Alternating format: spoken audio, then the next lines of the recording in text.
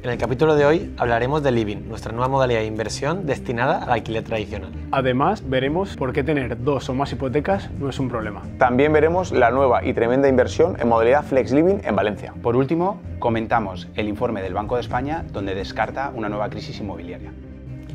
Hola, ¿qué tal a todos? Y bienvenidos a la cuarta tertulia del inversor, la tertulia para los inversores inmobiliarios que quieren estar al día de lo que está pasando en el sector. Y hoy estamos con el equipo titular, estamos con Rafa, estamos con Marc y estamos con Rubén. Y bueno, un poco por darle la bienvenida a Marc, que estuvo con nosotros al principio y no ha podido estar algunos días.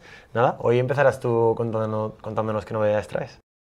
Os he echado de menos, ¿vale? Primero de todo, vengo con fuerza y nada, empezando hoy un poquito a rompiendo el hielo. A gente le preocupa mucho el tipo de interés, ¿no? Te afecta a las hipotecas, evidentemente afecta a los gastos, que luego veremos que realmente no afecta tanto como mucha gente se cree, que en alguna tertulia lo hemos hablado. Pero bueno, poniéndonos un poquito en la actualidad, hablando de siempre la referencia para tipos de interés son los bancos centrales, el estadounidense, la Fed, ¿no? Y luego el BCE. Entonces, estamos viendo una bajada de tipos, ¿no? Llevamos un tiempo, todo este año ha ido de bajada, rompimos la barrera del 3 del Euribor, el Euribor anual, que es el que se tiene en cuenta para las hipotecas en septiembre. Bueno, la idea y las previsiones es que siga bajando, ¿vale? Todo esto unido a una desaceleración económica que está viendo sobre todo en Europa, entonces va a forzar un poquito más la bajada de tipos, que esto evidentemente va a repercutir en el Euribor. Dando datos, que está haciendo un poquito de trabajo de investigación y demás, ahora mismo estamos en un 2,63 el Euribor. La previsión de cara a final de 2024 es que esté en torno al 2,5 y de cara a 2025 he estado leyendo que incluso podemos llegar al 2. Por lo tanto, como dijimos ya la última vez que estuve por aquí, muy buen momento. Yo ya estoy viendo, hablando con inversores y tal, hipotecas por debajo del 2, sobre todo tipo mixto, que yo creo que Rafa de hipotecas pilota bastante, porque tiene unas cuantas. Te quería preguntar justamente, ¿eso significa que la gente va a poder coger hipotecas al 2,6? O sea, ¿qué significa el Euribor exactamente? Sí, el Euribor es el valor de referencia, el préstamo interbancario, ¿no? El préstamo que se hace entre las bancas, y al final, evidentemente, el banco lo toma como referencia para hacer sus cálculos, ¿no? Yo te voy a prestar dinero a cambio de un tipo de interés que al final el banco tiene que ganar, ¿no? El banco gana dinero de esa manera. Por lo tanto, cuanto más baje, evidentemente, el tipo de interés que nos va a conceder la hipoteca es mucho mejor. Okay. Al final vamos a tener que tener menos gasto de ese préstamo que nos dan. Voy a pagar menos dinero a cambio de ese apalancamiento. Yo quería comentar que de todas formas, o sea, aquí porque hablamos de vivienda, pero realmente el tipo de interés del Banco Central no solo afecta a las hipotecas, es el tipo de interés al que les cuesta el dinero a los bancos para luego cederlo. Entonces, ahora lo que se está dando es que quieren bajar los tipos porque quieren incentivar la economía, pero justo les pilló con el mercado inmobiliario arriba del todo. Entonces, sí, van a incentivar la economía para pues, mejorarla y que no entremos en una recesión técnica como está pasando en Alemania, pero claro, el mercado de la vivienda, esto le viene como gasolina al fuego. Es decir, solo va a hacer que suba más, ¿no? Entonces, a la economía le va a ayudar seguramente, pero a la vivienda... Es que eso es lo malo de que solo tienen una herramienta, los bancos centrales, que es subir y bajar el precio del dinero. Entonces, como solo tienes esa palanca, es muy rudo. Entonces, impacta en todo. Cae sobre toda la sociedad, sobre toda la economía, cae a escala, a nivel bruto. Entonces, efectivamente, o sea, justo está cayendo ahora mismo cuando está en el mercado inmobiliario en el momento más dulce. Yo creo que aquí también influye otra, ¿no? Porque el tipo de interés es muy importante, pero lo que hablaba Marc de que en realidad no afecta tanto al importe que tú vas a pagar, ¿no? Por ejemplo, un préstamo de 100.000 euros, que te baje el tipo del 3 al 2,5, lo vas a notar poquito. Sí, el impacto... en lo que pagas en la mensualidad, ¿no? Lo que sí que se notaría muchísimo es la facilidad de crédito. O sea, si abrieran el grifo y empezaran a financiar al 90, al 100, ¿no? Que ya hemos visto en otras épocas, ¿no? Que luego comentaremos un poco por ahí. Y se está abriendo. Claro, ahí es donde se rompe la vara, o sea, donde se rompe y el mercado inmobiliario se la situación es... Se está gestando todo, como Rafa dijo el otro día, la tormenta perfecta. Es decir, se están avalando préstamos incluso al 100%, 95%, más bajada de tipo de interés, más poca oferta. Bueno, pues...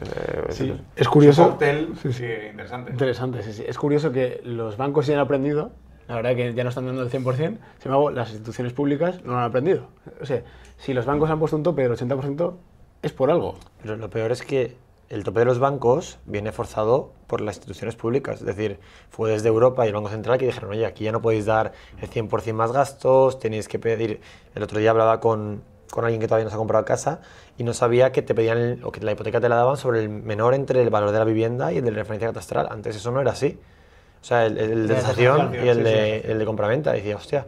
Entonces, digo, claro, es que, joder, han aprendido, intentan darte lo mínimo posible de los baremos que utilizas, ¿no? Porque si no, yo te vendo algo que vale 200.000 a 1 millón y te tengo que dar el 80% sobre ese millón y parece que, pues, que se les ha olvidado o que han cambiado de equipo durante estos últimos 15 años y no han leído las notas que dejaron. Claro, al final yo creo que hay una presión política tremenda, ¿no? Por el tema de la crisis de vivienda, estamos viendo manifestaciones, el otro día estuvieron en Valencia por aquí y tal. Entonces, claro, son medidas para paliar algo que quizá podemos discutir que no es la mejor manera, ¿no? Pero sin duda, de esa manera, momentáneamente solucionan. ¿No hay acceso a vivienda? Pues toma, al 100%. ¿Que no hay para alquiler? Que luego lo haremos. Bono alquiler para los jóvenes. Claro, te soluciono el problema momentáneamente, pero ¿es realmente una solución o es un parche? Vivimos a base de parches, entonces claro... El otro día estuve en un evento del sector inmobiliario y estuvo guay porque, bueno, habló el CEO de AEDAS, David, y comentaba un poco los motivos y la realidad es que, bueno, lo que hemos comentado aquí se cumple bastante, ¿no? Él habló de 3 motivos, habló del suelo, de la falta de suelo, habló de la falta de mano de obra cualificada y la puso en el de los más altos porque le está costando mucho encontrar mano de obra y entonces la mano de obra, la poca que hay es cara y como es cara repercute en el precio de construcción. Y el tercero era pues, el acceso, el ahorro de la gente que se supone que tenía que comprar vivienda, que hacer vivienda económica ya no salían los números y que cuando lo hacían no era tan fácil que la gente pudiera acceder a esa vivienda económica, ¿no? Incluso cuando lo hacías. Y me parecieron datos muy relevantes que incluso AEDAS, ¿no? El CEO de AEDAS, que construyen 16.000 viviendas al año, que la información que tienen ellos, ¿no? Pues aún así les estaba costando y obviamente querían atacar este problema porque era un problema súper grave, el de los jóvenes que no se pueden independizar y ni ellos lo veían demasiado fácil. Es difícil, es que piensa que tienen que tener 30-35% en viviendas nuevas que no tienen que gastarse en nada, pero claro, luego tienes que amueblarla y hacerla a tu hogar, que eso también es otro gasto que tienes ahí, entonces es que viviendas nuevas que van a estar en torno a 200 y pico, el 30-35% te vas a 60-70.000 euros, claro. Más luego amueblarla. O la gente se va a los pueblitos rurales que algo tal, o esta centrificación que está viendo, que es lógica, ¿no? Al final, pues, el centro neurálgico de la economía, de las empresas, está en las capitales, pues te lleva a ello, ¿no? A ver, es el momento, lo que se está viendo es que es el momento en el que los padres ayuden a los hijos lo máximo posible, porque cuando sube el precio de la vivienda, la generación joven cada vez lo ve más lejos, pero es que la generación propietaria cada vez se vuelve más rica. Entonces, todos esos padres, abuelos, ¿no? que tienen propiedades, ellos cada vez son un poco más ricos, a costa de que sus hijos o nietos cada vez están un poco más lejos de comprar vivienda. Entonces, está habiendo muchísimo trasvaso de capital entre generaciones, de oye, te dejo dinero para la entrada, porque si no es prácticamente imposible. De hecho, hay un estudio que es bastante conocido que indica que nuestra generación, los hijos de los boomers, somos irrelevantes en la economía. ¿Nuestros padres son los boomers? Claro, nuestros padres son los boomers, ellos son los que han creado toda la economía que tenemos ahora mismo, la estructura, es donde ha crecido la población, donde se ha generado la riqueza, nosotros simplemente vamos a heredar lo que nos dejen. O sea, evidentemente hay casos aislados que hay gente que genera riqueza y qué tal, pero en el 70-80% va a ser herederos de. Vivirás de alquiler un tiempo hasta que consigas heredar o hasta que tu padre o tu madre te dé un porcentaje para que puedas entrar en una... Estarás conmigo, que eso es muy peligroso, ¿no?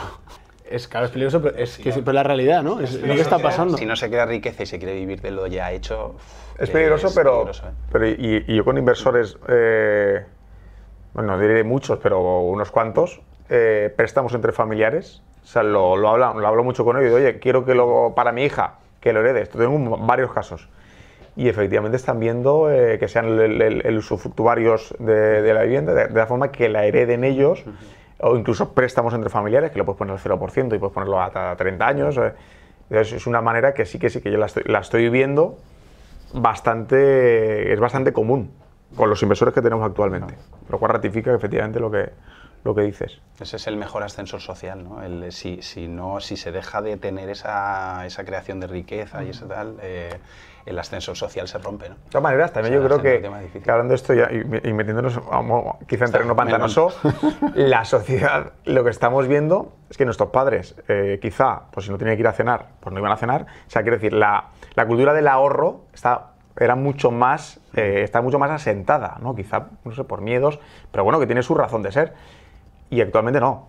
Bueno, todavía veía en Instagram, no sé dónde lo vi, que ponía nuestros padres con la cuenta 3.000 euros. Uy, no puedo ir a cenar.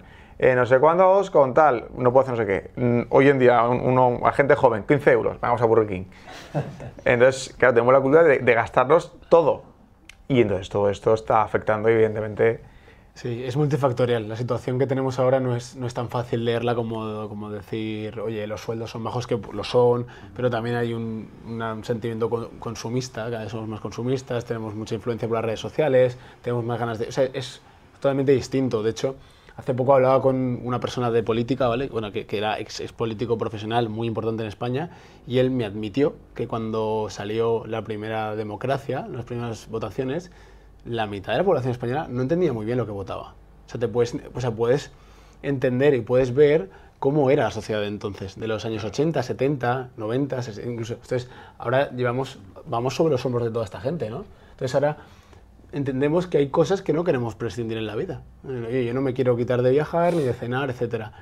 ¿A cambio de qué? De que, lógicamente, pues la tasa de ahorro se ha reducido mucho y no podemos entrar en viviendas. Entonces, no nos podemos comparar, yo creo, con los boomers. Ellos eran la cultura del esfuerzo, la cultura del trabajo, la cultura, ¿no?, del ahorro. Nosotros estamos en otra cosa. Entendemos que solo se vive una vez. Y además, un tema que salió el otro día, ¿no?, dándole vueltas a por qué esto pasa, la generación de los últimos 10 años, ¿no?, en la que yo me incluyo, que hemos empezado al mercado laboral ya después del 2014, ¿no?, que ya empezó 2015. Claro, somos gente que no hemos vivido en nuestras carnes, la recordamos de pequeños, que salía en la televisión, todo el tema de la crisis, pero donde ha habido... No pleno empleo, pero en España el pleno empleo no es como el 4% de Estados Unidos. Aquí con un 12 o un 13 ya todo el mundo se puede cambiar de trabajo.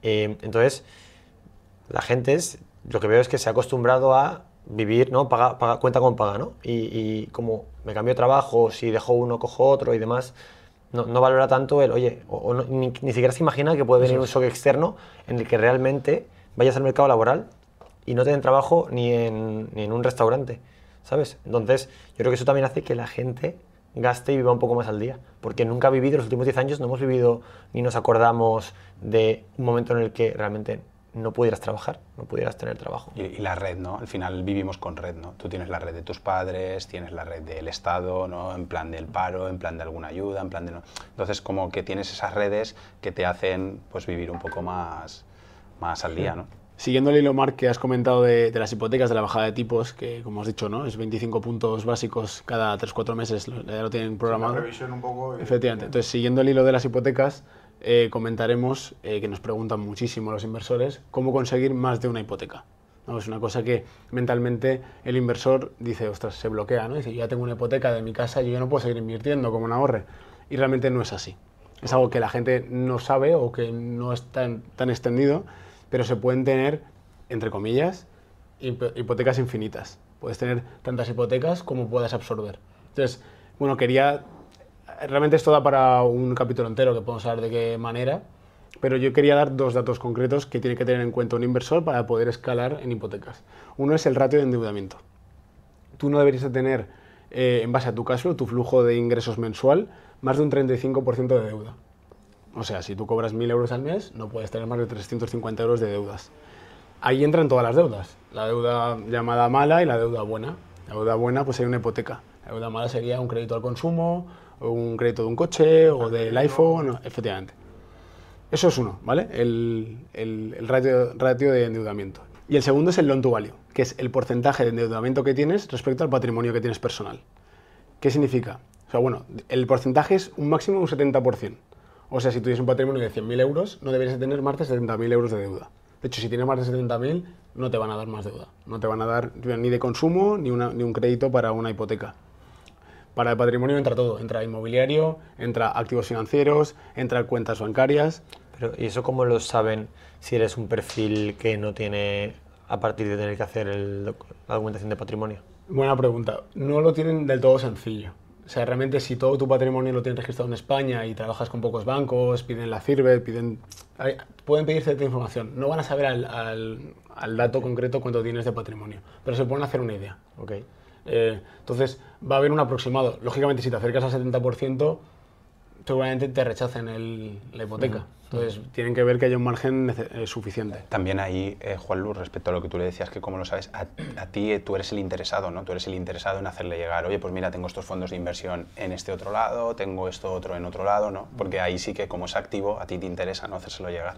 Es muy recomendable que tú te prepares un archivito con tus cosas sobre todo cuando vayas a buscar todo el tema de hipotecas, pues para que lo tengas todo. Eso es. Todo claro, y sobre todo también,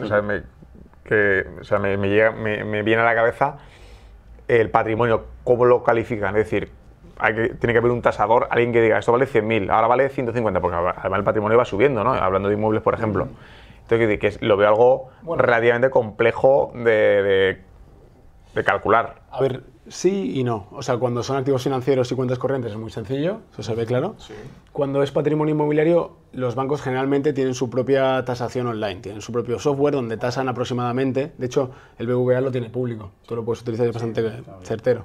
Entonces, ellos tienen sus propias herramientas, lógicamente se dedican a dar créditos y tienen sus parámetros, o sea, sus parámetros de riesgo.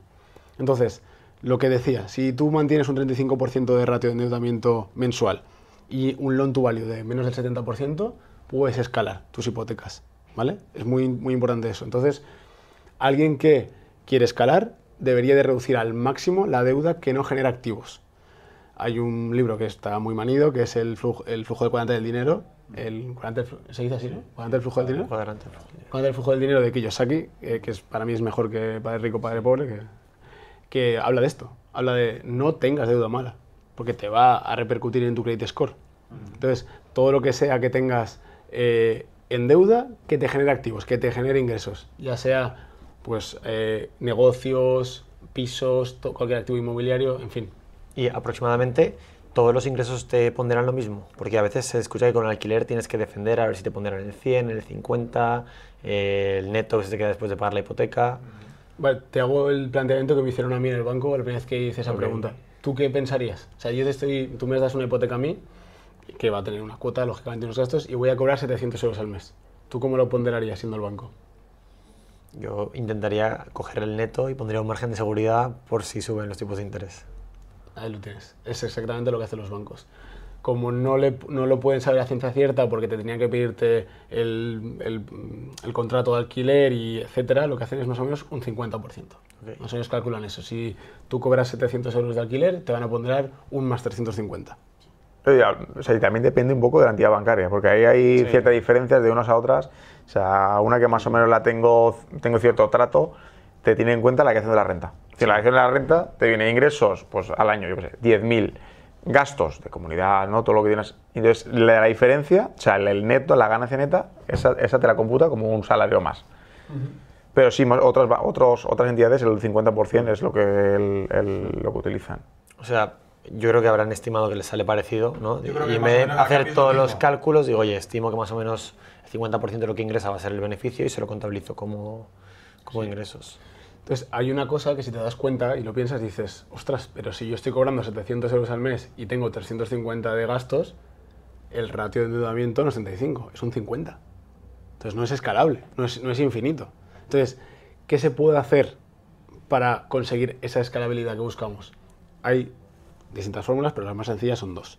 Uno es tener un trabajo que no sea solo vivir dos alquileres, al menos al principio. Porque además te va a servir para el apalancamiento, como ya sabéis, los bancos ven con muchos mejores ojos una nómina que un alquiler. Pero bueno, tiene un trabajo y segundo, consigue cuantos más años de vida de la hipoteca mejor. O sea, si puedes firmar 30 o 35 años de hipoteca, mejor que 20 o 15, porque la cuota se va a reducir. Claro. Aunque te den peores condiciones, fíjate, aunque te den un tipo de interés más alto o que te hagan firmar más seguros o que te vale la pena porque te va a bajar la cuota. Entonces es importantísimo esto. O sea, al final, lo importante para pedir las máximas hipotecas es que la cuota, ¿no?, sobre todo, no supere el 35%. Si tienes 20 cuotas, pero entre todas el gasto mensual no supera el 35%, seguramente podrás seguir apalancándote si tienes el valor, ¿no?, o tienes la poca versión al riesgo de decir, oye, tengo aquí 20 hipotecas, tengo 1 millón de euros de deuda, ¿no?, que quizá no todo el mundo tampoco está dispuesto a ello. Claro, efectivamente. O sea, y esto que hablas es para persona física. Para persona jurídica funciona distinto, ¿no? Es más complicado. Sí, o sea, sería comentarlo con más profundidad. Persona física es un poquito más sencillo de dar. Porque, por ejemplo, ¿no?, vosotros que, ¿no?, ahora miro a los advisors, que trabajáis con los clientes, cuando alguien se hipoteca desde persona jurídica, ¿qué tipos de interés, qué tiempos? Justo traíamos ese tema para verlo. Suelen ser peores. Sí, al banco sí. le gusta mucho más tenerte como persona física, ¿no? Porque, digamos, tu capacidad de devolverle la deuda, que es lo que al banco le interesa, te aprieta más como persona física que como persona jurídica. Y justo el riesgo, ¿no? El riesgo, claro, al final. En una es limitado y en el otro es ilimitado, ¿no? Entonces eso es lo más importante al final. Por eso gusta tanto la nómina, porque la nómina te la pueden embargar, ¿no? O sea, Sí, pero cuando ha dicho eso, Rafa, yo he pensado, digo, ¿qué es más seguro a día de hoy? ¿Un alquiler en el centro de Valencia o un salario? Supongo que eso Pues tendrán que en claro. cuenta. A ver, yo creo que el tema de los alquileres siempre van a ver con mejores ojos la nómina, pero creo que cada vez más el tema del alquiler, de hecho, están concediendo, antes siempre decía para segunda o para inversión 70%, ya no dan 70%, dan más. Es decir, incluso, aunque digas es para inversión, me están dando casos de si es para inversión no te preocupes. O sea, saben perfectamente el mercado cómo funciona y lo tienen clarísimo. Al final, el banco gana prestándote dinero. No te dan, o sea, si te dan es porque lo puedes pagar, si no, no te lo van a dar. Entonces, pero si lo puedes pagar, le interesa darte todo, porque viven de eso. ¿Y el banco está ponderando, o creéis que está ponderando teniendo en cuenta dónde inviertes? Sí. No lo mismo si inviertes en el centro de Valencia que alrededor de Valencia, ¿no?, en un pueblo. Entonces, ¿el banco lo está teniendo en cuenta? Porque darte el 80% en Calle Colón, ¿no?, o en aquí donde estamos nosotros, San Vicente Mártir, Sí lo tienen. si estás comprando bien, no parece un riesgo demasiado alto. Ahí está la importancia también, ¿no?, que dicen de que el banco es de banqueros, ¿no? No es de banco, ¿no?, que ya lo hemos comentado alguna vez, ¿no? Entonces también, claro, si tú tienes esa proximidad con la persona que te va a gestionar la hipoteca, que te lo va a defender en riesgos y demás, pues claro, no es lo mismo el activo, el tipo de activo, la calidad del activo que estés comprando, la ubicación, ¿no?, es fundamental en la calidad del activo para O sea, lo que tú decías. ¿Vosotros confirmáis que todavía hay ese poder de negociación y las personas todavía tienen influencia 100%. sobre riesgos? Sí, 100%. 100%. O sea, 100%. depende de con quién des. Sí. Al final, depende de quién seas y va a pelear contigo más o menos. Es decir, los tipos estos que vienen en los webs, 2,4. 2,4 depende. Sí. Y tu Si director tú te de banco, sientas allí claro. y ves tal, incluso vivimos en el mundo de la competencia y dices, mira, me están dando aquí un 2,20. Me lo das tú, me lo da él. Se puede hacer. Y en algún banco que escuché, hablé el otro día con uno de ellos, si no tiene ascensor, estaban poniendo problemas. Incluso no cogían hipotecas. O sea, no concedían, depende si era más de un tercero o un cuarto, no recuerdo, pero es decir, que lo tienen en cuenta. Sí. O sea, algo muy, muy importante a la hora de pedir hipotecas es que tienes que ver al banco como un socio, no como alguien que está contra ti. O sea, piensa que él te va a poner el dinero para que tú puedas invertir. Entonces hay que entender, esa persona que tienes delante, hay que empatizar con ella. Entonces esa persona trabaja en una entidad bancaria que le piden vender X número de productos al año, al mes, y entre ellos está dar hipotecas, pero no solamente eso. Y como sabéis, los bancos cada vez venden más productos. Seguros, tarjetas, créditos al consumo, etcétera, etcétera, ¿no? Fondos, iPhones, sí, incluso lavadoras. Placas solares, tal. Entonces, tú tienes que entender quién tienes delante y tiene que ser un ganar-ganar. Entonces, oye, ¿tú quieres conseguir una buena hipoteca a un buen tipo a 30 años o a 25 años con un tal? Oye, tienes que darle agua a cambio al banco. Claro, total. Entonces, creo, mi punto de vista, el ir al banco a utilizar a otros bancos como competencia puede que funcione a corto plazo, pero si quieres escalar esto, creo que hay que tenerlo. Es guay tener buena relación con él, porque al final es un gran aliado que es el que realmente te va a permitir crecer y fuerte. Al final es lo que hablábamos siempre. La gente se va a apalancar, pues hay gente que sí, gente que no. El apalancamiento siempre va a ser positivo, hablando en nuestro mercado inmobiliario. O sea, siempre te va a ayudar. O sea, te den un 3, un 4, vuelvo a repetir, si te vas a sacar un 2, no. Pero hablando con nosotros, entes de inversiva, el apalancamiento siempre te va a mejorar los números. Claro. Entonces, es bueno tener buena relación y cuando más mejor. En esta estrategia, Rafa, de sacar varias hipotecas, ¿Hay alguna diferencia entre hacerlos todos con un banco, con distintos bancos? ¿Tienes algo de información? Sí, a ver, aquí hay dos formas de verlo, ¿no? La primera, que es la más a corto plazo, es yo voy preguntando a todos los bancos y me cojo la oferta primera que tengamos, que eso es, igual si quieres conseguir 1, 2, 3 hipotecas está bien, pero si quieres ya pasar de 5, 6, 10 hipotecas, yo recomiendo trabajar con 1 o 2 bancos. ¿Por qué? Porque tu credit score lo tienen muy claro, saben qué tienes, qué no tienes, qué debes, qué no debes, ¿sabes? Entonces te tienen muy estudiado, si eres un buen perfil y tú entiendes cómo va el negocio y que tienes que ser un socio del banco, ellos te ven con muy buenos ojos y te van a dar más hipotecas.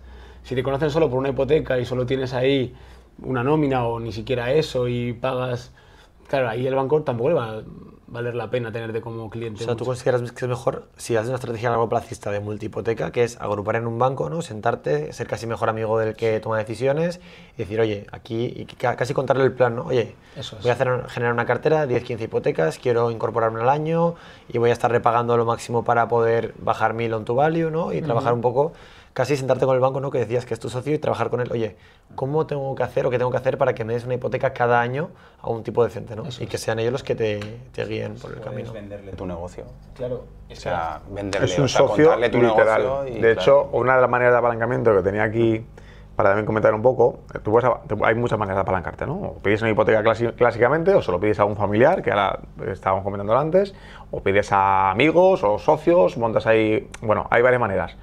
Una de ellas es la refinanciación. Es decir, yo tengo una vivienda y he pagado ya 50.000 euros, el banco va a ser mucho más sencillo y más rápido que te refinancie el propio banco, que no que vayas a otro banco y le digas, oye, mira, tengo esta casa que tengo ya esto pagado. Tiene que tasarla, tiene que estudiar, tiene un montón de cosas. En cambio, en el banco tuyo ya lo tienen todo. Tienen tu nómina, estudian tu ratio de endeudamiento, tienen tu capacidad de ahorro, tienen todo. Entonces, es mucho más sencillo a la hora de incluso tomar decisiones, que en el mercado inmobiliario ya sabemos que muchas veces vuelan las cosas, y oye, me van a dar la deuda me la van a dar. Si vas a ir a preguntar al banco, lo más probable es que la pierdas. Sin embargo, si ya estás en el mismo banco y tú ya has hablado con el director o el que sea y ya sabes hasta dónde puedes llegar, pues directamente digo, firmo arras y adelanto los 10.000, 20.000 o lo que sea. Tener esa posibilidad muy importante. Entonces, claro, tenerlo socio al mismo banco yo también lo veo muy positivo. De hecho, siguiendo el hilo, bajo mi punto de vista, lo más importante de una hipoteca, lo más, es que no te cobren por cancelación parcial. Si lo quieres resumir al absurdo, es esto. Por una sencilla razón. Tú puedes subrogar y negociar con tu propio banco cuando tú quieras. O haces una innovación con tu propio banco o subrogas con otro. Y dices, ostras, ¿y por qué parcial y no total? Porque tú puedes cancelar el 99,9% de la hipoteca. Entonces, ahí viene el tema. Si ahí tienes penalización, el 1, el 2%, el 3% que hemos llegado a ver, ahí sí que tienes un problema. Porque igual no te va a valer la pena a partir del segundo o tercer año hacer una subrogación o una innovación. Pero ahí sí que yo preferiría un tipo más alto, pero que no me cobren por cancelación parcial. ¿Sabes? Prefieres tener un poco más de libertad, ¿no? Para tomar decisiones de, oye, quiero cancelar, quiero no cancelar, quiero adelantar parte del importe. Claro, eso, me lo quiero llevar a otro banco o quiero negociar con el banco dentro de 1 o 2 años porque mi situación económica es mejor y vas a conseguir mejores... Igual, seguramente, dentro de 2 años, tu perfil sea mejor para el banco que es ahora. Entonces vas a conseguir mejores condiciones. O de una circunstancia que venimos, ¿no? Como ahora, ¿no? Quiero decir que han ido bajando los tipos de interés en el último año o así, pues han ido bajando bastante y se espera, ¿no? Y la gente, tú la negociaste hace un año... le gusta mucho a los inversores, seguro que Rubén te basa, preguntan esto de cara, dice, pues voy liquidando hipoteca. No, vas liquidando uno porque así me siento yo más tranquilo y tal. Digo, financieramente, o sea, no te compensa absolutamente nada. Es decir, tú me has dejado el dinero a un 2,5%. Muy bien. Yo le estoy sacando un roce de otro día hablamos del roce y tal, un 13%, un 10%. ¿Me compensa devolvérselo a un 2,5%? No. O sea, lo que ahorre, lo que tengo que hacer es volver a hacer la misma operación. Entonces, así, con tiempo y trabajo, pues se crean grandes cosas. Pero esa cultura de, oye, te lo devuelvo, y dices, ¿para qué se lo vas a devolver? Si le estás sacando un 10. Gente que está más tranquila, sí. Claro, efectivamente yo entiendo la parte romántica o la parte pero efectivamente viéndolo desde un punto de vista... Pero incluso puedes tenerlo en tu banco parado, ¿no? No hace falta que lo inviertas tampoco, ¿no? Porque yo entiendo hoy el en punto día- de alguien más conservador. Oye, para pagárselo, quizá, mantener liquidez, opcionalidad. Fija, incluso Sí, es que cualquier hoy en día vas a con sacar cuentas el mínimo remuneradas eso, incluso vas a estás por sacar encima eso. de lo que de lo que están prestando. Bueno, ya empezarán a bajar con la bajada de tipos, las cuentas remuneradas. No estoy al día, pero imagino van a empezar tendrá que bajar en algún momento. Tienen los días contados. Sí. Claro. O sea, hay que entender que venimos de cuando la peseta, veníamos de tipos del 16%. Claro. 15, 18, 20%. Entonces, hay gente que no se ha actualizado porque no vive de esto y tiene ese pensamiento, ¿no? Es decir, que tener una hipoteca, esto es una ruina. Entonces, venimos de ahí. Igual no entiende mucha diferencia entre tener un 15% con un 2,5%. Que la deuda es mala, Claro. ¿no? Al final, mucha La gente deuda que es la mala. deuda es mala. El pensamiento de ya tal está, que- y lo que le gusta todo pagarlo al contado y demás, y cambiar la mentalidad es difícil. Es difícil, yo al final, pues bueno. Y luego lo que ya lo hablamos un día, que hay gente que quiere que esto sea un sustituto de su sueldo. Es decir, si tú tienes apalancamiento, evidentemente tu flujo de caja va a disminuir. Entonces, a lo mejor si tú no quieres tener un flujo de caja de 300, 400 euros, quieres de 1000, pues igual no tienes que apalancarte tanto, ¿no? También depende mucho de los objetivos de cada momento de la vida. Hay gente que tenemos inversores que vienen a jubilarse. Es decir, yo estoy en 60 años, me voy a jubilar en breve, la pensión que me ha quedado es pues poca, pues lo complemento. Entonces no te apalanques, mete el capital y ya está.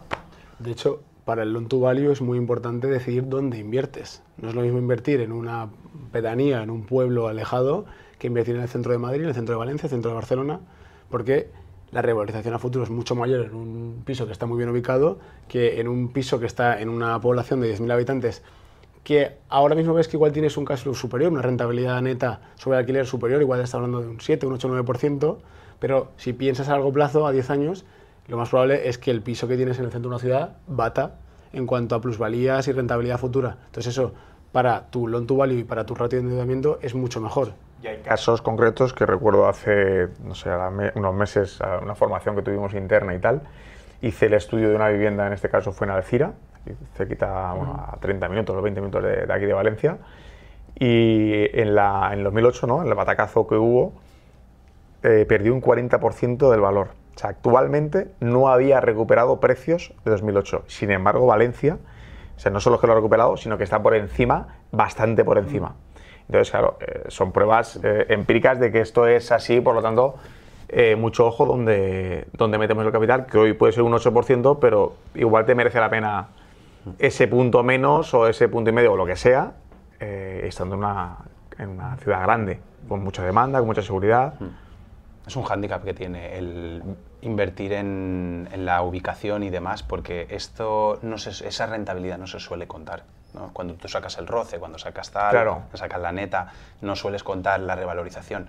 Y es que no es lo mismo revalorizar al piso al 4, Tiene nada que 3, ver. 4, 5% y supongamos que la inflación esté baja. Claro. Sería lo que se revaloriza un piso en una buena ubicación con respecto a nada o muy poco que se va a revalorizar en otro. Es que cuando han pasado 10 años le estás metiendo un 50%. Efectivamente, sí. Y hay otro tema, que es que no tenemos en cuenta que nos voy a invertir, como has dicho, ¿no? Alcira, Valencia. Valencia es una ciudad, concretamente Valencia o Málaga o Zaragoza, la que más que conocemos. tiene una estructura muy potente, tiene raíces. O sea, es una ciudad que no se va a mover con una bajada de la economía. Aunque venga una crisis potente el día de mañana, Sufre mucho menos que... sufrirá como todo porque es homogéneo, pero no es lo mismo. Hay mucho micromercado. Entonces, Valencia seguirá siendo Valencia con 1 millón de población, con 1.200.000, seguirá creciendo, empresas vendrán, cada vez se centrifica más. Una población como sea Alcira, como sea cualquier otra, igual vive de 2 o 3 empresas y de un sector muy concreto. Como ese sector caiga, ese pueblo va a sufrir muchísimo desempleo. Exacto. ¿Y eso qué significa? Menos alquileres, bajada de precios. Perdón, y eso cada vez da más miedo, ¿no? Porque, o sea, la industria es la que más afectada está, ¿no? Por ejemplo, el gran problema que tiene Alemania es de su industria, ¿no? Entonces, sí que es un jugador, o sea, cambia el juego, ¿no? Totalmente, ¿no? De una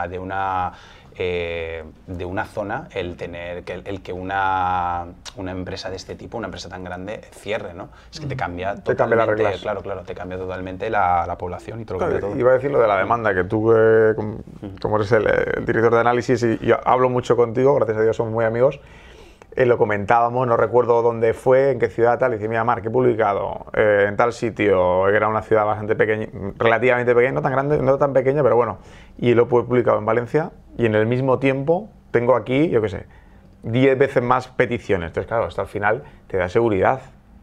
Porque al final el tiempo de rotación, si se te va el inquilino, etcétera, lo que puede pasar, aquí lo ocurre mucho más fácil que aquí.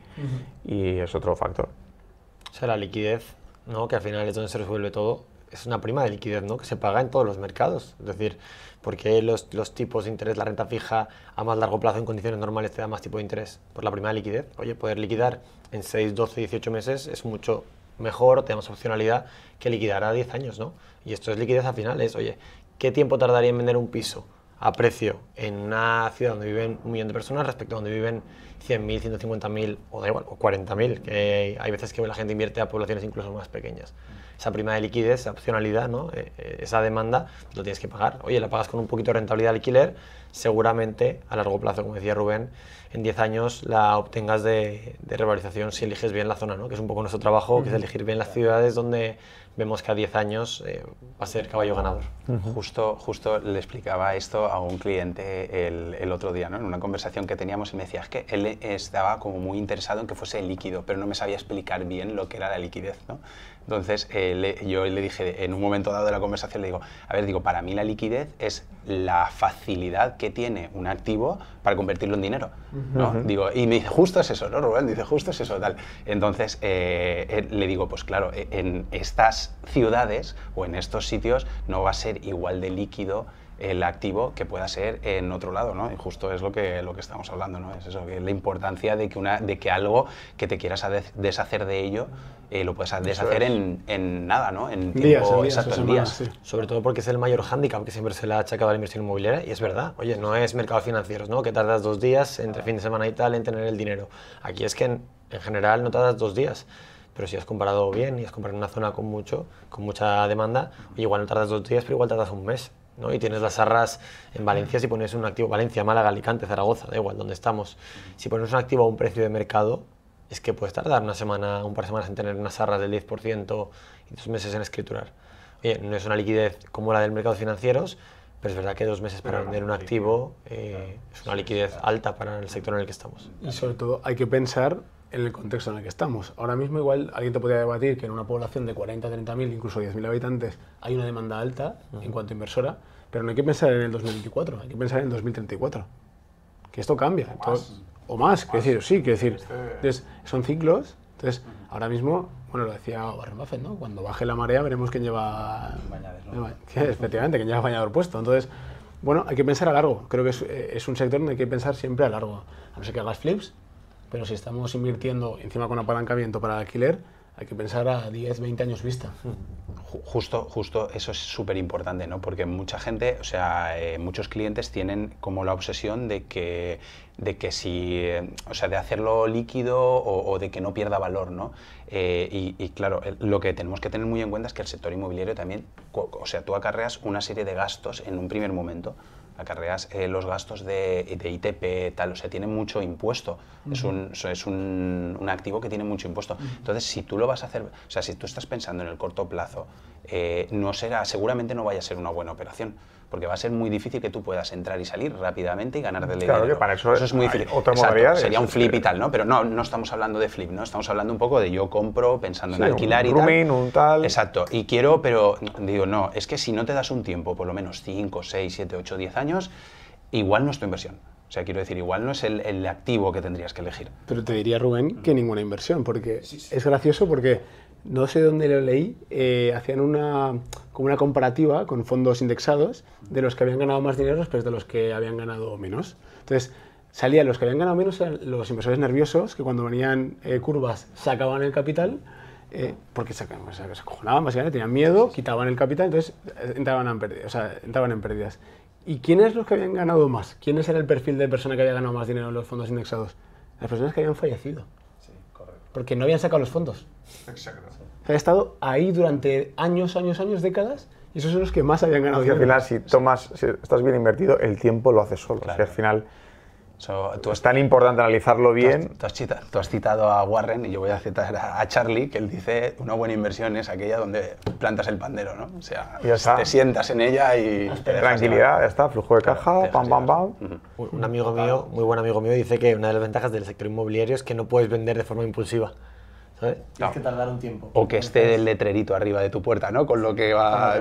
Hoy vale 101.000. No poder ser impulsivo es algo que beneficia a este sector, ¿no? Porque cuando luego está la bajada, que las bajadas, pues casi siempre, si has comprado bien, luego ves una subida del precio a largo plazo, claro, cuando ya te pilla tarde la bajada, en el mercado financiero todavía puedes liquidar, pero en el mercado inmobiliario tienes que vender muy barato, ¿no? El que quería vender en el 2010 su piso tenía que aceptar una pérdida increíble, pero el que aguantó y alquiló y ahora seguramente tiene el valor de vuelta y seguramente lo tiene por encima. Sí. Si hubiera podido vender en el 2010, mucha gente se hubiera incluso podido salvar, ¿no? Un poco, pero el problema es que no podías ni liquidar porque no liquidabas la hipoteca, ¿no? Entonces ahí era todavía peor. Claro, estar financiado al 100%, un valor súper alto. Que fue o sea, el contexto fue muy diferente al de ahora, ¿no? A ver si alguno se va a acojonar. Sí. El contexto que vivimos, que sufrió mucho la economía global, ¿no? Fundada por exceso de deuda y varias cosas, es muy diferente a la que hay actualmente. Y hablando un poco de negocios, ¿no? Que al final un poco lo que estamos aquí, nos encanta el tema de la inversión, sobre todo la inmobiliaria, ¿no? Pero bueno, no sé, me gusta estar al día. Cuando tú valoras cuando entrar a un negocio, siempre valoras el break-even, ¿no? Digo, ¿cuándo recupero mi capital? O sea, una cosa en inmobiliaria que es brutal, que tú puedes ser que estés recuperando tu capital desde el día 1. Es decir, aunque yo meta reforma, yo lo que hago es subir el valor del inmueble, que luego, evidentemente, si voy a vender, tendré que ver el valor de mercado que hay en ese momento. Pero lo que es mi break-even, lo más probable es que esté en el día 0. O sea, desde el mes 1 que esté alquilando, yo ya estoy ganando dinero. Entonces es una cosa que es súper importante, porque en el mundo de los negocios se ve mucho un break-even de 3 años, 4 años, X. Y aquí, si vas sumando el valor de la vivienda, que tú le has dado un valor superior con la reforma, más el flujo de caja que te está dando anualmente. Sí, porque es verdad que cuando entras a un local para hacer una actividad y lo reformas, esa reforma luego no te pertenece en general, ¿no? Entonces ese dinero tienes que recuperarlo. Y lo que tú dices, igual el break-even es al 12, 24. Sí, un amigo mío ha montado cafeterías y el break-even lo tiene veremos a ver. Que da dinero, pero el ratio, ¿eh? El ratio veremos a ver. Claro, entonces, claro, es un tema importante. Digo, oye, es que claro, el inmueble, el break-even es muy guay, que lo tengo hecho. Sí, no, yo quería aprovechar y justo que ha salido el tema y estamos comparando un poco con 2008 y demás, ¿no? Pues yo traía hoy el tema para ponerlo aquí encima de la mesa con unos indicadores y hablamos un poquito sobre ello. De los indicadores, ha hecho un informe el Banco de España con los indicadores, ¿vale? Que descarta una crisis inmobiliaria, una burbuja, ¿no? Como la de 2008, ¿no? Y los principales indicadores, o a mí por lo menos los que me han parecido más interesantes, serían los siguientes, ¿no? Por ejemplo, él cita que el crecimiento sostenido, ¿no? En comparación de la burbuja inmobiliaria. Sí, que subía aquello, se vendía todo, un mes siguiente, 2004, y había un 2007. FOMO de la gente de compro, de 100.000, claro. 150, vamos. Claro, sí. De hecho, había sobre acceso a la vivienda y ahora hay contrario, hay defecto, ¿no? O sea, antes se podía acceder muy fácil a comprar una vivienda y ahora es muy difícil. Era fácil a la vivienda, a la reforma y a un viaje. Claro, o sea, el banco te decía, toma, 100.000 más 20.000 para la reforma y 10.000 para irte al Caribe, que oye, hay que disfrutar. Y luego pues, pasó lo que pasó. Claro, justo. Pues ahora, por ejemplo, el crecimiento sostenido desde el 2014 al 2024, que sería un poco la recuperación desde cuando empieza, el 2014, sería de un 66%. La subida del precio. Es verdad que estos 2 últimos años quizás ha acelerado, también un poco por el efecto del COVID, ¿no? Que retuvo mucho las transacciones y demás durante un año más o menos y luego como que explotó un poco, ¿no? Entonces ahí vamos un poco con esa inercia, ¿no? Ya veremos los siguientes años si se para un poquito o se estabiliza, ¿no? Niveles de inversión en vivienda, ¿vale? El nivel de la inversión global sobre PIB en 2006 era de un 11,7, ¿vale? Y en 2024 era de un 6,5. O sea, quiero decir que la diferencia es muy grande, ¿no? Sí. Y incluso esto también lo ves muy bien con la gente que trabajaba en el sector, ¿no? Prácticamente la burbuja era sobre un 15, la gente que trabajaba en el sector. Por eso también el sector inmobiliario es tan importante para el Estado y para la economía, ¿no? Porque normalmente mínimo siempre va a estar en un 6, 7 y de ahí hacia arriba, ¿no? Contando gente que trabaja en el sector y todo, ¿eh? Rubén, tengo datos aquí porque el otro día, como os comentaba, estuve en la charla de David, el CEO de AEDAS, y hablaba de ese dato, ¿no? En 2007 había 3,1 millones de personas trabajando en el sector de la obra, la construcción, obra en general, y a día de hoy tenemos 1,4 millones. Es menos de la mitad de la población. Es decir, aunque quisiéramos construir al ritmo del 2006, no podríamos hacerlo porque no hay mano de obra suficiente para llevarlo a cabo. Yo tengo anécdotas curiosas ahí. A mí me pilló muy jovencito, el 2006, 2007 y tal, pero con unos 18 o 20 años, ¿no? Mis amigos se dejaban de estudiar, o sea, muchos conocidos se dejaban de estudiar para irse a trabajar a la obra porque ganaban 2.000, 3.000 euros súper fácil, claro, entonces pues era como de tontos estudiar, ¿no? En ese momento, ¿sabes? Estaba renunciando a ganar bastante dinero, ¿no? En el momento, y sin ninguna experiencia. O sea, quiero decir que no te hacía falta mucha experiencia. Sí, actualmente, hablando ayer con mi suegro que vino a recogerme, nos decía, dice, fíjate, en todas las obras que están haciendo, reformas, no están reformando las fachadas del barrio y tal, hay poquísimos españoles, o sea, la mano de obra, hay muy poca gente que quiera dedicarse a hacer una mano de obra dura, con inclemencias del tiempo, horas, tal. Entonces se está regulando mucho con inmigración, pero efectivamente se entiende que hay poca mano de obra, lo cual está, pues, es uno de los factores que encarece. David, el CEO de AEDAS, comentaba también que ha habido una pérdida de trasvase de oficio, ¿no? Es decir, porque este tipo de profesiones eran muy del padre con el hijo, ¿no? Que se lo llevaba joven a la obra, le enseñaba, fontaneros, electricistas. Claro, como han habido casi 6 años de parón de este sector, la gente se ha tenido que buscar, y comentaba que es muy común encontrarse mucha gente que antes trabajaba en la obra, de taxistas, de camioneros, ¿no? De trabajos, pues porque le pasó lo que tú comentas, porque quizá no acabaron los estudios universitarios o lo que fueran a estudiar por meterse a la obra, luego se vieron que tenían un vacío y tuvieron que ponerse a otros trabajos que esa época tenían más sentido. Pero dice que se perdió muchísimo, esos 6 años hicieron muchísimo daño. Claro. Porque ya tu hijo, como veías que no tenía futuro, no se lo enseñabas. Era un miedo, digo, no te metas aquí porque vaya a ser que... Y le animabas a que no lo hiciera. Claro. Entonces, ese vacío que ha sucedido en la sociedad española lo estamos rellenando, por suerte, con mucha inmigración que está viniendo de otros países, que sí que hacen estos trabajos, estos oficios, porque sus países de origen sí que eran más comunes o no tuvieron este golpe tan fuerte. Pero si no fuera por toda la inmigración que captamos, el problema sería todavía peor. No, sí. Yo hace como un mes o así, en las vacaciones de verano, básicamente, me dediqué a ver archivos antiguos de la empresa familiar.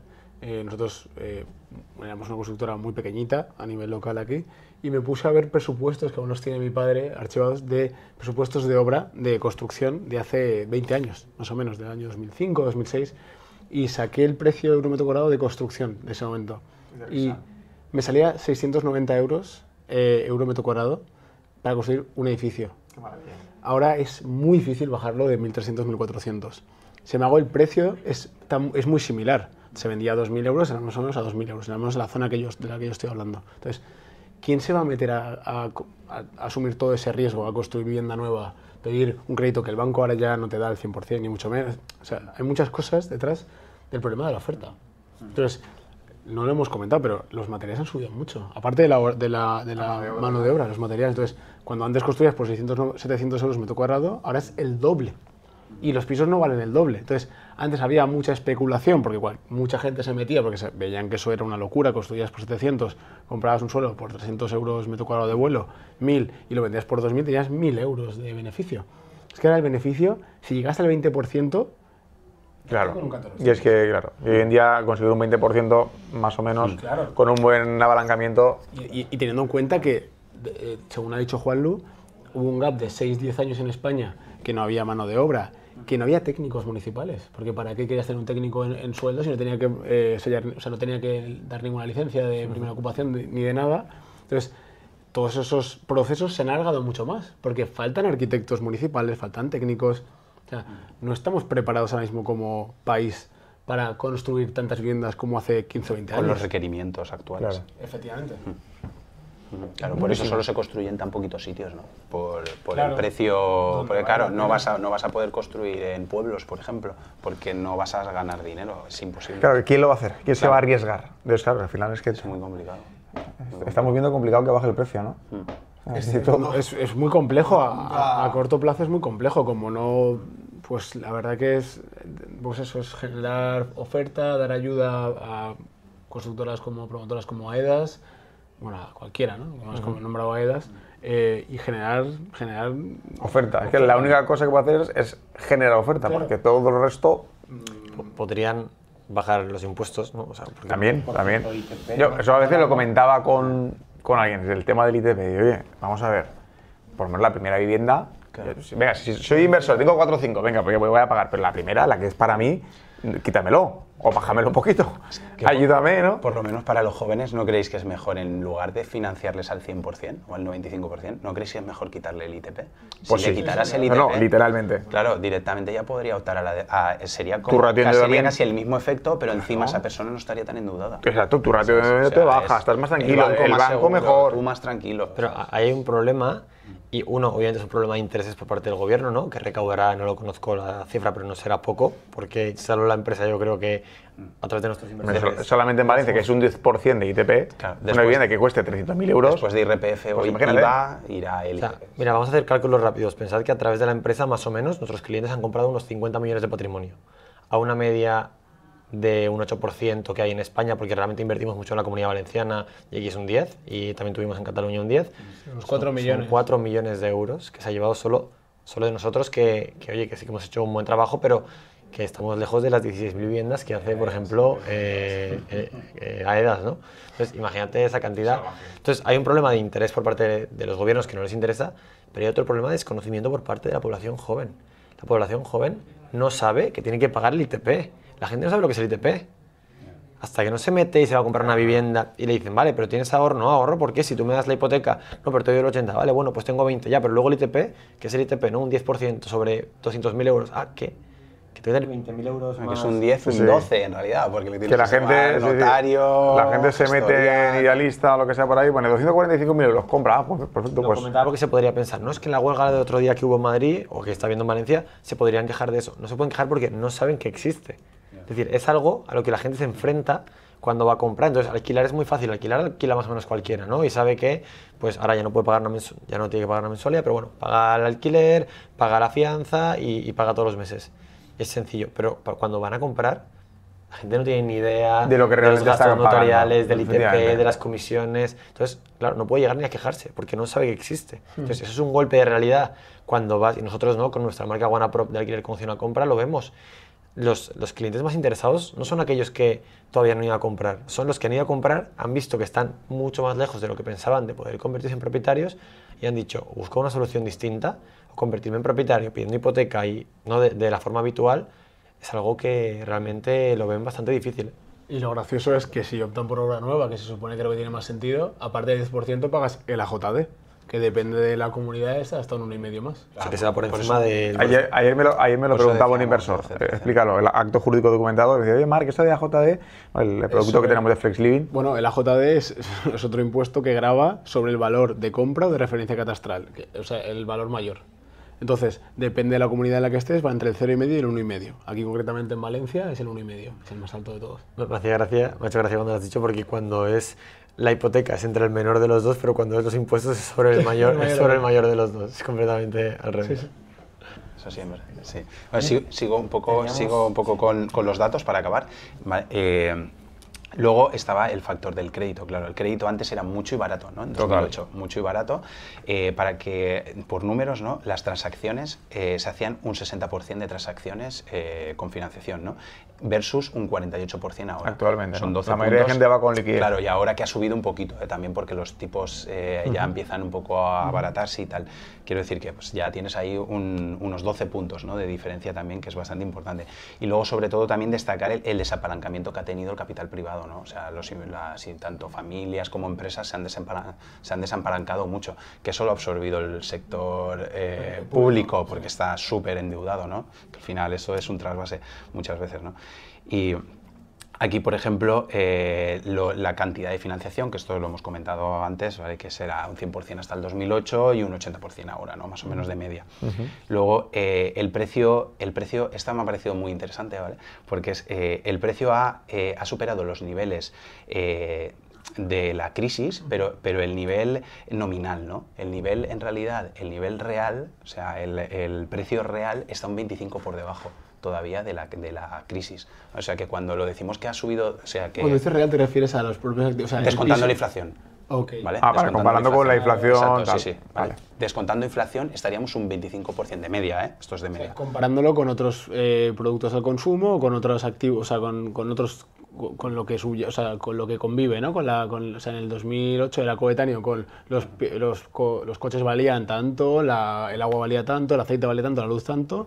Lo comparan con lo mismo. Correcto, ahora, ¿no? a precios constantes, digamos, ¿no? Correcto. Si estuviéramos en precios constantes, estaríamos como un 25% por debajo ostras. del precio, ¿no? Que es, por ejemplo, que dices, ostras, ha subido un montón, estamos bastante por encima, ¿no? Que justo lo comentaba Marc ahora y tal. Cuando leí esto me pareció muy interesante porque yo tampoco era consciente de cuánto realmente había subido. Y Es todavía que es muy difícil estamos ser un consciente, igual que la Claro, gente lo del ITP, claro. muchos no lo sabe, pues tú imagínate la inflación. O sea, lo das por hecho. Dices, pues la barra de pan vale €1, ¿vale? O sea, pero hace no tanto valía, pues, yo recuerdo ir a por el pan 60 o así. O sea, y era normal, casi el doble. Entonces, Que es un tema de conocimiento, ¿no? Porque, por ejemplo, ahora Rubén, y yo creo que podría explicarlo, la diferencia entre nominal y real, igual que los tipos de interés. Los tipos de intereses se mira mucho el nominal porque es el numerito gordo, pero hay que ver el real. Oye, ¿cómo está la inflación? Porque un tipo de interés al 2% o al 3%, si la inflación está al 5%, es malísimo, estás perdiendo poder adquisitivo todos los años, ¿no? Y con lo que tú has dicho es lo mismo. La gente tiene que saber lo que es el tipo de interés real y el tipo de interés nominal. Y es comparar lo que me cuesta el dinero con lo que cuesta el nivel de vida, ¿no? Y así tienes que ver si estás por encima, es decir, tu poder adquisitivo está creciendo, o si estás por debajo y la inflación es más alta que el tipo de interés, por ejemplo, y estás perdiendo dinero, realmente, porque la vida es más cara de lo que te remuneran. Claro. Normal, por ejemplo, que hablábamos de cuentas remuneradas o plazos fijos y demás, nos estaban dando el 4, el 5, el tal. Cuando te dan esos intereses, normalmente es que la inflación está bastante por encima de esto. Y también la inflación, ¿cómo está medida? Porque tampoco está medida del todo. al final, bien, ¿no? Que eso ya de es hecho, otro melón. el mecanismo de regular la inflación es precisamente eso, ¿no? Todo lo que han hecho los bancos centrales es regular la inflación. Por eso la subida y la bajada de tipos, una vez ya la inflación, al final va de la mano, pero es fundamental. O sea, una inflación sana, la inflación tiene que haber para que haya crecimiento social y tal. Entonces, una inflación sana creo que estaba entre el 2-3% anual. Claro, que veníamos del COVID, que llegamos al 10, incluso creo, de inflación. Entonces, efectivamente, y a colación de lo que hablamos alguna otra vez, creo que es un suicidio no invertir en algo. No, está o sea, dejar el dinero parado en el banco con mucha gente tal, creo que es absolutamente, no es una opción. O sea, en lo que sea, ¿no? Más riesgo, menos riesgo, como que aborda cada perfil, pero... Hay un ejemplo que cuando yo hablo con algún cliente y lo entienden muy bien, y es el ejemplo porque en las casas, como es un valor tan grande, cuesta de ver, ¿no? Pero en los coches, que es un valor más o menos pequeño, dices, oye, tú tenías 100.000 euros para comprarte un coche, igual tenías 20.000 para comprarte un coche en el 2020. Ahora sigues teniendo 20.000 porque no los has invertido, ve a comprarte un coche. El mismo. Ve a comprarte el mismo coche. O sea, el mismo no puedes. Es salvaje. No puedes. O sea, y la gente, no, oye, es un coche, de hecho es el coche más vendido en España, que es el Dacia Sandero. El Dacia. Y por algo es el coche más vendido en España. Pues es un indicador. Eso es un indicador económico importante. ¿Tú ves el precio del Dacia Sandero? No sé si recordáis los anuncios de 6.900 euros. Sí. Que ahora están por 13.000 euros. Es prácticamente Sí, el que doble. se abre, se cierra, ¿no? Que era un coche sencillo, ¿no? Pues claro, es una buena forma de decir, ¿la inflación qué es, no? Oye, inflación para una explicación sencilla. Tenías 20.000 euros, ¿qué coche te podías comprar en 2020? No has invertido, sigues siendo 20.000 euros. Oye, es verdad, tu dinero no ha desaparecido, no tienes 18.000, tienes 20.000, pero ¿qué puedes comprar con 20.000 euros? ¿No? Ahí es cuando realmente ves lo que es la inflación de una forma muy sencilla. Sí, no es tal cual. Al final la inflación es eso, es lo que puedes comprar. No es otra cosa. Has dicho, Marc, que siempre hay que estar invertido. Y yo estoy de acuerdo, es que es así, ¿no? En todo tipo de activos. Pero ¿por qué estamos en el inmobiliario? ¿Qué nos diferencia de los otros activos? Al apalancamiento. Volvemos al inicio. Lo que nos diferencia de invertir... De hecho, incluso hay sectores en los que veo más interesante que el inmobiliario. Realmente, de manera objetiva, si te puedes analizarlo, yo personalmente pienso que hay otros sectores que te pueden dar mejores ratios y mejores plusvalías y mejores, incluso más seguros. Pero es que en ninguno me van a dar dinero para invertir. Entonces, eso es lo que diferencia Sobre el todo inmobiliario. dinero tan barato, ¿no? Quiero decir. Pues bueno, dinero en general. Tú dile oye, voy a invertir en oro o voy a invertir en fondos en renta variable. Entonces tú vete al banco y dile, oye, dame 100.000 euros para invertir. Bueno, dirías que quieres un personal para X y te podrían, pero quiero decir por la diferencia, ¿no? Y al tipo de interés, claro, efectivamente, tú puedes ignorar fondos, puedes hacer 1000 historias, pero el tipo de interés que te dan una hipoteca no te lo van a dar. Entonces, yo se lo digo mucho a los inversores. Digo, para mí la octava maravilla del mundo es esta. Yo he sido asesor financiero y hay muchas herramientas financieras en el mercado. Pero ese apalancamiento financiero, hay muchos factores, pero ese apalancamiento financiero, que mínimo te va a dar un 70%, eso es la leche. O sea, porque la rentabilidad de tu capital, que la gente dice, no, en el portal, en la aplicación vemos 6, 7%. Y la gente está enfocada en el 7%. Y si es un yo qué sé, un 7,5, ya no. Es un 7. Y digo, bueno, vamos a analizarlo bien. Vamos a hacer números. Apaláncate. El 7 es un número que pone ahí que es si tú aportas todo el capital. Pero lo bueno es que tú no lo tienes que aportar todo. Tú necesitas una parte. Entonces, la rentabilidad real que sacas a tu capital es muchísimo mayor. O sea, ahora mismo tenemos un proyecto que hemos sacado, fue el viernes pasado, en Castellón, que tiene poquita reforma y tal cual. Que decir, el apalancamiento al final es alto. Te vas a ir a un roce de un 16 y pico%. Esa es la rentabilidad que sacas a tu capital. Una vez pagados los gastos de los intereses y todo, ¿eh? O sea, el interés que hay que pagar al banco. Entonces, claro, ¿dónde hay un 16%? ¿Dónde hay un fondo de inversión que te dé un 16 anual? Sobre el cash flow, o sea, no siquiera estás pensando en la plusvalía que va a tener ese activo porque está en la mejor zona de Castellón, realmente. O sea, eso es lo que hablábamos justo antes, ¿no? La calidad de un activo. Pues por ejemplo, lo cumpliría muy bien. Que lo cumplen, pues prácticamente todos. Es verdad que hay algunos con más apalancamiento y otros que menos, fundamentalmente por reformas, ITPs y demás. Pero lo cumple todo. Lo cumple todo. Al final, o sea, con poquita reforma, pues básicamente nada. No sé si No, tenía Play, 1.000 euros que íbamos a meter de decoración, más unos cuadros y dar un toque más moderno y demás. Pero efectivamente, o sea, al final tener un activo financiero que te dé un 16 anual, más revalorización, más flujo de caja constante. Es decir, que yo, un fondo de inversión, tú dices, muy bien, llevo un 20%. Hasta que tú no vendes, no tienes nada en la cuenta. Sin embargo, en un inmobiliario, tú todos los meses... dividendos mensuales. ¿Eso quién te lo da? Es que es difícil, ¿eh? Y a mí me gusta poner una última, que es la garantía que tienes. Es decir, que en el peor de los casos tienes una casa. La casa es tuya. Claro, si tienes un sitio donde quedarte a vivir, si, oye, pues nos alquila o lo que sea, que es algo improbable en donde estamos ahora mismo, pero es que encima la garantía que tienes es un activo real, que es una vivienda en la que tú puedes vivir. Tangible, que lo puedes tocar, lo puedes... Como el otro día estaba en el evento este que os contaba, decían, de momento no se ven perspectivas de que puedan disrumpir este sector y que de repente no hagan falta casas para vivir. Porque hay otros sectores donde, oye, pues tú estás invirtiendo en una compañía y le puede ir bien, pero mañana, pues oye, puede irle mal, le puede irrumpir, ¿no? Si tú miras, en España no ha pasado tristemente, pero en Estados Unidos las 20 compañías más potentes de hace 50 años ya casi ninguna está arriba, ¿no? Es decir, esas compañías las han disrumpido, por eso tiene sentido invertir en fondos indexados para tener diversificación. Pero la vivienda no parece de momento que de repente no necesitemos casas para dormir. Eso es como además lo digo a muchos inversores, es como agua. Hay muchas empresas que recientemente han invertido mucho en agua. Dice, el agua es necesaria para vivir. O sea, ¿alguien contempla la vida sin agua? No, nadie. Pues lo mismo igual la vivienda. ¿Alguien contempla una, pues, no sé qué sea, Valencia, Madrid, sin casas? Es imposible. O sea, hay que decir, entonces es un valor refugio absoluto, no solo refugio, sino al final que es muy rentable. Realmente, si analizas bien. Y de hecho, de este proyecto, ¿no? Bueno, realmente cuando lo vean habrá pasado casi una semana, porque esto lo estamos grabando. Sí, ya que prácticamente quedaban 2, creo. O sea, esta mañana estamos comentando, se vendió en horas y sí, creo que querían 2. No sé si ahora, cuando hablemos con el otro advisor, pero por ahí estará. O sea, que cuando se publique ya estará. Sí, o sea, que si les interesa que os escriban, porque si no está, pues oye, creo que tenemos cosas cocinándose, ¿no? Tenemos algún otro edificio interesante también en zona Comunidad Valenciana. Entonces, bueno, si no es el siguiente, pero bueno, que estén ahí atentos, que están saliendo cosas chulas. Y además Castellón, más si cabe, Juanlo, te lo sabes bien, ¿no? Sí, Castellón me lo conozco muy bien. Oye, pues no sé si hay algún tema más. Ha pasado tiempo y yo quería traer un tema y es que, bueno, ya lo han comentado por correo el equipo, pero tenemos una nueva modalidad que estamos a punto de sacar las primeras operaciones, que es la modalidad de living, ¿no? Que nosotros, es verdad que nos habíamos caracterizado mucho por el alquiler más de temporada, ¿no? Hicimos el habitacional, hicimos el turístico y el tradicional todavía no habíamos entrado, pero es verdad que creo que ya estamos preparados y ya tenemos suficiente base de inversora y base de activos como para sacar un modelo de alquiler tradicional. Y bueno, hemos presentado Living recientemente, no sé, ¿qué tal? ¿Habéis hablado con inversores? ¿Hay expectativas? Sí, bueno, hay mucho, la gente es un proyecto muy atractivo, ¿no? Al final, a nivel fiscalidad para tramos de renta altos es muy interesante, tienes la deducción fiscal ahora mismo el 50%. Voy a explicar si queréis un poco.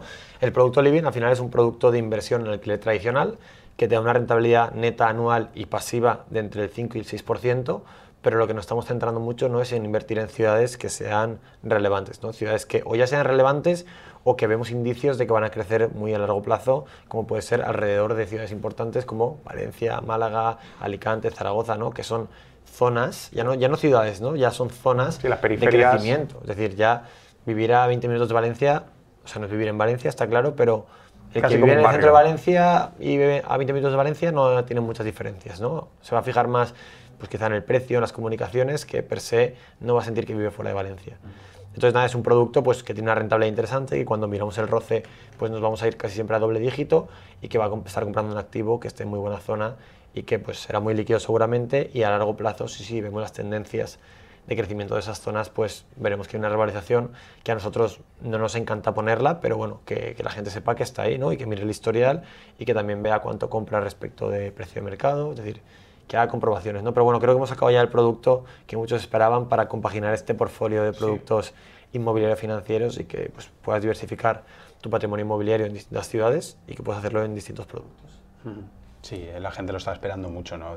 Sobre todo lo que comentaba Marc, ¿no? El tema fiscal para algunos era un hándicap de los alquileres de temporada y bueno, por ahí ya van a tener el producto que esperan y encima pues en buenas ubicaciones y buenas zonas que eso es a la hora de invertir, sobre todo de invertir pasivo y de invertir con un horizonte temporal largo, pues quizás lo más importante, ¿no? Claro. Y también un factor que el ticket, habrá distintas tipologías, pero generalmente, comparando con el rooming, mucha gente no podía optar a un rooming porque al final pues, tienes una barrera de entrada quizá un poquito superior, que entre otros proyectos, traveling, tenemos varias modalidades que hemos sacado para poder combatir esto y dar acceso a todo tipo de bolsillos, y se va a sumar a esta tipología de tickets un poquito más bajos. Y además la ventaja fiscal, sobre todo, que yo creo que hay mucha gente que lo tiene muy en cuenta. O sea, la gran diferencia es la bonificación fiscal del 50% en renta y luego que no hace falta gastarse tanto en CAPEX, en reforma. Porque nosotros, claro, en habitacional estamos adaptando una vivienda que no está pensada de origen para alquilar por habitaciones, entonces una reforma media alta. Entonces, en este caso nos vale generalmente el estado del piso. Evidentemente, si es necesario, lo vamos a rejuvenecer y vamos a cambiarlo y vamos a adaptarlo a lo que se necesita, pero no hay que tirarlo abajo. Entonces, lo que tú has dicho, ¿no? La barrera de entrada a comprar un inmueble para el living es mucho menor que para rooming o para traveling, generalmente. Eso es. Pues nada, oye, yo creo que no sé si pronto nos llegará alguna cosa de esa modalidad. ¿Tenemos algo, Rafa? ¿Tenemos algo ahí en cocina? Sí, o sea, para empezar queríamos empezar en una ciudad relativamente potente y ofrecer un producto bueno y bien ubicado, y estamos negociando un edificio de obra nueva, que sería para entrar con el lazo puesto. No sé si queréis que llegue a la ciudad, todavía no. No digas nada. Prefiero que el martes que viene hablen con Rubén y Marc y les cuenten si hay noticias o no. Déjanos algo. Estoy en negociaciones ahora mismo con la propiedad y bueno, la intención sería que la obra está al 95%, acaba a principios del año que viene, sobre enero o febrero del 25, y la negociación, aparte del precio, pues va en las condiciones que nos lo va a entregar. La intención sería que el inversor entre poniendo 0 CAPEX, o sea que le entregamos el piso directamente para alquilar. Y así conseguimos un roce mucho más alto. Que es un poco ¿Sería mueblado todo? O sea, ¿te refieres a todo? Bueno, lo que hemos decidido ha sido, en el living en tradicional, es no añadir muebles por dos razones. Una es porque requiere más entrada, es más CAPEX recurrente. Y dos, porque es un foco de problemas. Al final se me ha roto el colchón, la silla, etcétera. Entonces eso genera mucha fricción y hemos intentado, en base a nuestra experiencia, quitar puntos de fricción. Y hay mucha gente que cuando va a alquilar prefiere llevarse sus muebles. O sea, claro. Ahí me encuentro mucha gente en el mercado que prefiere una vivienda no amueblada y llevarse sus 4 cosas que tal. Sí. Y también entonces no es un stop para alquiler, sino al revés. Entonces, yo creo que está chulo algún día que traigamos, lo voy a apuntar, de ventajas de alquilar con muebles versus inmuebles, ¿no? Porque realmente, oye, cada uno tiene sus cosas buenas y sus cosas positivas y estaría guay comentarlas. Nosotros al final hemos hecho nuestra apuesta, que es esta, pero oye, quizá en el futuro pues vemos que tiene sentido otra cosa o en algún tipo de modalidad, ¿no? Como puede ser el Flex Living, que ha salido el proyecto de PSET. Pues oye, cuando haces alquileres un poquito más de corta estancia, pues el que viene para 6 meses no se va a traer, todo, ¿no? Eso es. Entonces, bueno, irán saliendo livings normales en el alquiler por la LAU, ¿no? Larga temporada, inmobiliario, y otros más flex living para que, oye, siga queriendo tener este tipo de activo quizá más tradicional, pero corta estancia, pues también que tenga opciones de invertir en. Exacto, que el flex living que está actualmente, que lo tenemos aquí en Valencia, este sí que también es plug and play, ¿no? Viene con todo amueblado. Sí, lleva hasta las sábanas, se falta el cepillo de dientes. Y un concepto muy moderno, ¿no? Que es el concepto de... Sí, el concepto del co-living así, que la gente no está muy habituada, pero sin duda en las grandes capitales, en este caso en Valencia, que ha sido por donde hemos dado con la tecla, tiene muchísima demanda, ¿no? O sea, son, en lugar de, sería como una especie de rooming de lujo, que llamo yo, son, en vez de habitaciones, estudios un poquito más grandes, con su cocina, con su baño, que tienes tu intimidad, y aparte que tienes una referencia catastral que aúna todos los estudios en sí, por tanto, tienes esa versatilidad que siempre buscamos para el día de mañana, bueno, para hacerlo vivienda o lo que sea, ¿no? Sí, bueno, concretamente son viviendas, o sea, y cada vivienda tiene 3 o 4 estudios, digamos, y cada estudio tiene su cocina y su baño. Al final lo que hemos buscado aquí es, en base igual al histórico, es ver qué quiere nuestro inquilino. Entonces manejamos una base de datos muy potente, entonces sabemos qué necesitan. Entonces lo hemos creado, básicamente. Hemos cogido un lienzo en blanco y hemos dicho, ¿qué es lo que quiere nuestro inquilino potencial? Pues quiere esto. Entonces luego así ha sido. A mí me gusta mucho esto que estamos haciendo ahora, ¿no? De nos llega cualquier cosa, se le analiza y se ve qué tiene más sentido, ¿no? A mí me parece brutal porque al final es qué demanda el mercado y qué le podemos ofrecer mejor con este producto en concreto para cómo lo podemos, ¿no? Digamos, comercializar mejor, cómo va a ser más rentable, cómo va a ser mejor. Sí, pues en esa manera lo de hecho, en ¿no? este Flex Living, no recuerdo, el Excel lo vi hace unos días, estaba en torno cerca del 7%. Entre el 7 y el 7,5% sobre la inversión. Sobre tu dinero es... Claro, el roce sería altísimo, porque este sí que va amueblado hasta el último detalle, sábanas, todo full equip. Valencia Capital, y publicamos un anuncio, ¿no? Recuerdo que me lo mandaste, o sea, que la que había, miles, había... No... Sí, tuvimos, o sea, básicamente lo que nos colapsa me colapsa el... Idealista. Idealista te quita... Tipo, cuando pasa eso, claramente es el termómetro, pues es... Como cuando tienes fiebre, ¿no? Te sube a 45, estás fatal. Pues esto es así. O sea, y este tipo de producto surfea un poco la tendencia de que cada vez, aunque seamos más en España, pero no solo somos más en España, sino que además hay más núcleos de habitabilidad, ¿no? Es decir, oye, pues al final cuando alguien se separa o cuando alguien decide vivir soltero o cuando alguien decide tardar más en independizarse, o sea, en comprarse una casa o encontrar pareja, antes eso no sucedía. Es decir, te ibas de casa antes, ¿no? Con tu pareja seguramente. Entonces había un tiempo que pasabas quizá de compartir, de estar en casa de tus padres a compartir una vivienda a 2 personas. Ahora hay un periodo en el que pasas de casa de tus padres a estar solo. Claro, ya hace falta el doble de viviendas para esa época, pero es que además la cantidad de gente que se divorcia es muy superior respecto a hace 20 o 30 años. Entonces, a los 45, 40, 30 y largos años puedes volverte a encontrar que un núcleo poblacional, un núcleo de habitabilidad, diríamos, se separa en 2, ¿no? Entonces, todo esto que son soluciones pequeñitas, de entre 25 y 40 metros, que sé que a Rubén le encanta este tipo de producto y tiene mucho sentido. Porque cada vez va a haber más hogares unipersonales que, pues, a no ser que tengan salarios muy altos, pues lo que se van a poder permitir no serán más que estudios de 25, 30, 40 metros. Porque además el alquiler de ese tipo de tal es competitivo, ¿no? Al final tú vas a una vivienda de 2, 3 habitaciones aquí en Valencia Capital, pues el dinero que tienes que pagar de alquiler es altísimo, más fuera aparte que te lo den para temporada, ¿no? Hay mucha gente que mínimo tienes que firmar un contrato a X y hay mucha demanda de gente que no necesita, que no quiere eso, que quiere, pues yo qué sé, consultores, hay un montón de tipos que necesitan unos meses o un X. Entonces, esta tipología, en este caso estudios con su baño y con su tal, que lo hemos puesto de alquiler a 800, ¿era? O 700, 865.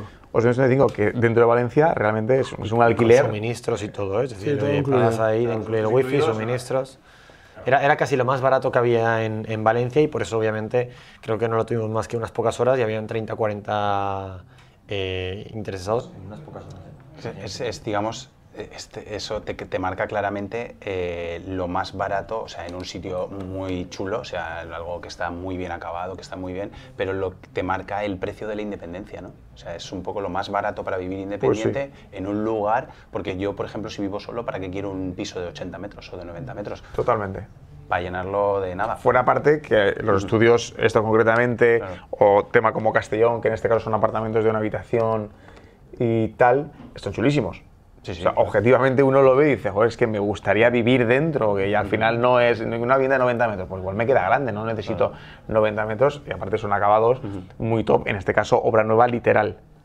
Entonces, bueno, esto de Valencia sí que igual se lo encuentran porque eso ha salido esta semana, no la semana en la que lo vean, sino la semana anterior, pero como eran 5 plantas, ¿no? Unos cuantos. Es un edificio, ¿cómo eran los tiempos? ¿Estaban haciendo, cómo eran los tiempos? Se venden 15 piezas, o sea, realmente son 15 pisos. ¿vale? Lo que pasa es que cada piso se diferencia por 3 o 4 estudios cada piso. Y están ahora terminando la obra y la idea es que esté terminado como para febrero o marzo, en el peor de los escenarios igual en mayo, más o menos, entre que viene el técnico y... Mayo O sea, y ahora- alquilado, digamos, ¿no? En mayo ya listo. Sí, yo diría, para no pillarme los dedos, 1 de junio estarían alquilados, yo creo. O sea, ¿Arras sería ahora? ¿O Ahora por qué sería fecha? efectivamente un porcentaje ahora, que sería en torno al 20%, y el 80% restante notaría el día de la O entrada sea, del piso. hasta junio no habría que aportar el resto de capital. Algo antes, sí, Más o hasta menos. O mayo, tal. sí. Pero bueno, también te da tiempo, ¿no? Por si tienes alguna desinversión o lo Claro, que sea. claro, y Porque ahorro, Lo chulo la es que, capacidad de ahorro. y el precio lo vas a fijar hoy. Que ¿Cómo va a estar Valencia en 6-8 meses? O sea, si seguimos igual y ahora con la bajada de tipos. Entonces, oye, hoy te fijas el precio y comprarás dentro de 8 meses. Más barato no va a estar. Claro, el ticket ahí, el ticket unitario por vivienda estaba en 300 y algo, no me acuerdo. Ticket total, ¿eh? Bueno, sí, entre 300 y 450. Sumando ITP, o sea, IVA en este caso, Todo AJD. Todo incluido. Todo incluido. Lo bueno O sea, era lo del roce, ¿no? Que el al final apalancamiento, o te sea, falta 100.000 euros más hipoteca, que obviamente no es un proyecto para cualquiera, pero para comprar en Valencia 3 estudios, busca 3 estudios de 30 metros que en total te cuesten 330.000 euros o 400.000 euros, 4 estudios. Si un estudio en Valencia vale 150.000, 160.000, si los bajos, o sea, hablamos de bajos que tienen una ventana opaca al exterior que pasa todo el mundo, se venden en 160.000 euros en Valencia. Estás comprando 3 estudios a 100.000 euros y en una primera, segunda, tercera, cuarta, quinta planta con una terraza. muchos Con la opción exteriores, B, además que con lo la vi. opción B de que es un piso. De que es un piso. No, claro, el plan B es que efectivamente, o sea, es un piso. Eso es lo que nos gusta de la inversión, que no va bajo una licencia de apartamentos para estudiantes o turísticos. No, tienes un piso con residencial puro y duro y le puedes cambiar la naturaleza del... O sea, no hay que cambiar la naturaleza, básicamente con una pequeña reforma, que es tirar un tabique y poner una cocina, ya tienes un piso. Ujú, así es, sí, porque tendrías 2 habitaciones y las Efectivamente. cocinas, lo tendrías hecho. Sí, sí. Qué guay, chicos. Oye, hoy creo que hemos estado muy a gusto, creo que echábamos de menos a Marc. Ya tocaba. Es un jugón, es un jugón. Hemos estado largo y tendido, así que nada, oye, gracias a todos por el tiempo, gracias a todos a los que habéis llegado hasta aquí y espero que os haya gustado. Nos vemos a la próxima.